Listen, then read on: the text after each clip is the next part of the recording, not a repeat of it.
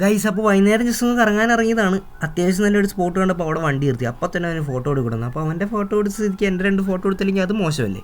വാഴകളുടെ കൂടെ ഇതാ ഒരു മൂത്ത വാഴ. ഏത് നേരത്താണ് ആ ഫോട്ടോ എടുക്കാൻ പറയാൻ തോന്നുന്നത്? അപമാനിച്ച് ഇല്ലാണ്ടാക്കിയത്. ഇതാണ് സ്ഥലം. അവൻ ആദ്യം തന്നെ ചാടി ഇറങ്ങി. എന്നാൽ പിന്നെ ഞാനും കൂടി അങ്ങ് ഇറങ്ങി. പാൻറ് അലക്കുമ്പോൾ എപ്പോഴും എനിക്ക് പറ്റണ മണ്ടത്തരമാണ്. അതിൽ പൈസ ഉണ്ടാവും. ഇപ്പോൾ 10 രൂപ ഉണ്ടായിരുന്നു. ഭാഗ്യത്തിന് അത് കീറാതെ ഉണങ്ങി കിട്ടി. ഗൈസ്, തുണി അലക്കിയപ്പോൾ പാൻറ്റിൻ്റെ പോക്കറ്റിൽ നിന്ന് എടുക്കാൻ മറന്നുപോയി 10 രൂപ.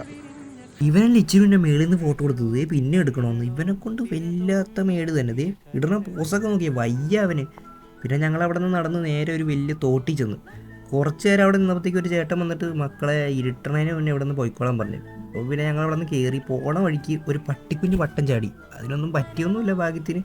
പിന്നെ ഞാൻ നേരെ അവൻ്റെ വീട്ടിൽ ചെന്നു. അവൻ്റെ വീട്ടിൽ ചെന്നപ്പോൾ അവൻ്റെ അച്ഛനും അമ്മയില്ല. എന്നാൽ പിന്നെ കുറച്ച് നേരം അവിടെ നിന്നിട്ട് പോകാമെന്ന് ചോദിച്ചു. അങ്ങനെ പോണ വഴിക്ക് പണി കിട്ടി. മഴ തുടങ്ങി. ഭാഗ്യത്തിന് കൂടുതൽ നനഞ്ഞു ചെയ്യുന്നില്ല. ഇനി പെട്ടെന്ന് വീട്ടിലെത്തണം ഗൈസ്. അപ്പോൾ അടുത്ത വീട്ടിൽ കാണാം.